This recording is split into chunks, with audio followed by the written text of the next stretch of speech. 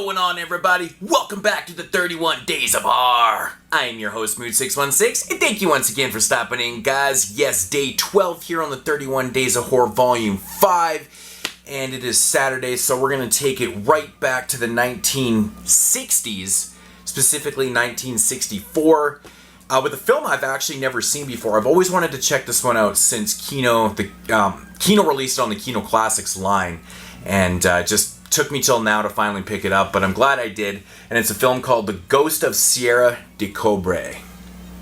This one right here is starring Martin Landau, which is really cool. Very young Martin Landau in the film, so that's pretty interesting.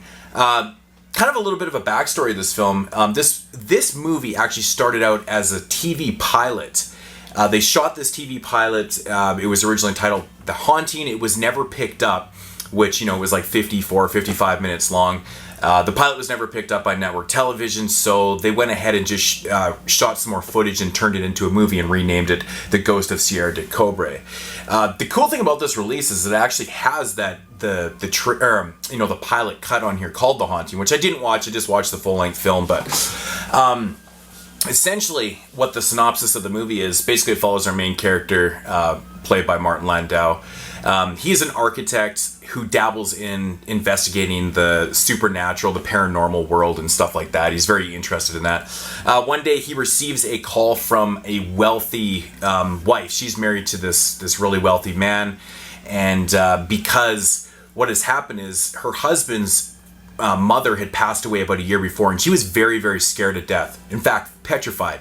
And she's buried in this really rich crypt, above ground and all that type of stuff. And the thing is, she was buried there with a phone, with a direct line to her son's house, just in case, because she was so scared about being buried alive. And if, she told her son, if that phone ever rings, you got to come investigate because there's something wrong in the crypt. Very paranoid, kind of weird shit like that. Well, of course, one day her son starts getting calls, and there's a voice on the other line, and he swears it's his mother. So, of course, she calls in Martin Landau's character to start investigating to see what the hell's going on here. So, that is the premise of the film. My thoughts on this one? Actually, this is really good, man. It's a really entertaining film. Again, it was shot for television and stuff, and so, it kind of has that appeal. It feels very much kind of like an offbeat Outer Limits type, maybe a Alfred Hitchcock Presents episode mixed in with, all those type of shows, kind of thing, the Twilight Zone. But it's very hoary. It's got so much horror going on. Great atmosphere, great acting. There's really great set pieces used in this. I absolutely love the set design that they used for Martin Landau's house. He's an architect, so he lives like on the ocean on a cliff, and his house is right hanging over, and it's this really weird design and shit. I absolutely love that. Really cool stuff. As for the narrative-wise, it's pretty interesting. I think about halfway through the film, once you start getting introduced to a little bit more characters, hence, the rich couples, live-in housemaid and things like that. You start to kind of unravel the narrative a little bit, and you can kind of see where it might be going. Given it's 1964, it probably worked a lot better back then than it does now, considering we've seen these type of stories, present themselves to us many, many times over the years. So, back in 1964, it probably was like, whoa, that's really cool. But still, it doesn't take anything away from it. It's still a really well done film. Effects-wise, pretty fun. The ghosts that you get to see in this film are kind of like superimposed, and things like that. I really kind of like that idea. Actually, there's a scene in this film where the wife is inside this crypt, and she actually sees this ghost, and it just instantly reminded me, actually it's crazy, like the sound comes firing at you, and it's just vicious, and it's like screaming. I had it blaring in here, and I was like, holy shit! Like, it fucking kind of threw me back a little bit. But that scene instantly reminded me of the opening scene from Ghostbusters, where they go to the library to investigate a paranormal sighting, and it's that ghostly librarian that kind of freaks out. And it just instantly reminded me, of course the effect's not as good as the one in Ghostbusters, but it had that same kind of appeal. So it was pretty interesting. But yeah, the effects were actually not bad for this. It's really well paced. It's 80 minutes, and a lot of these older movies, they seem to always have lulls in the middle of the films. They'll start out strong, kind of end strong, but they kind of falter in the middle. This one kind of keeps a pretty decent pace. It keeps you interested.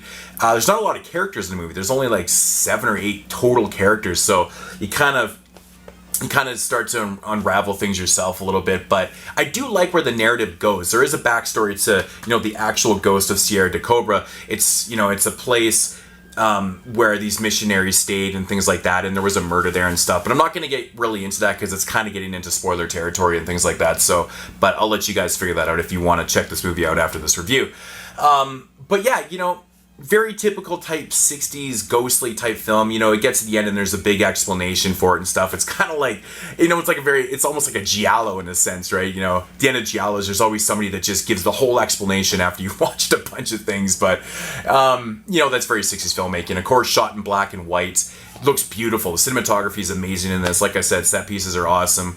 Wardrobes, everything. But Martin Landau definitely steals the show. He's such a presence on screen. He's so charming. He's kind of a bigger guy, and he just really holds that presence. He's very believable as an architect. Like, you can actually see him as that job. So, very cool stuff. I think, eventually I want to check out the haunted cut, the TV pilot cut of this to see what they left out of it. I can tell already just from seeing the movie what they may have actually shot after. I definitely think there's a couple scenes I can definitely pick out that they put in after, which, definitely helped the film. So, but it's kind of a shame because I could see this idea developing into something pretty cool. It's a shame they didn't pick it up for a TV pilot. But at the same time, we got a full-length film out of the deal. So, The Ghost of Sierra de Cobre. Give this one a shot, man. If I had to rate this one, I'm going to come in at a solid 8 out of 10. Very interesting, ghostly film with some twists and turns. Very fun film. It's just a big mystery. It's a mystery. So if you like your black and white films from the 60s, give this one a shot. Kino released this one. I'm not sure when they actually released this. I think it's been out for a while. The cool thing is, again, besides the alternate cut of the film, they have 2 audio commentaries on here, which is awesome. They got one for the full-length film and then one for the TV pilot, which is very interesting. So Kino always doing a great job and absolutely killing it this year with the releases, especially this October. So many amazing releases, so don't sleep on Kino releases. They're awesome.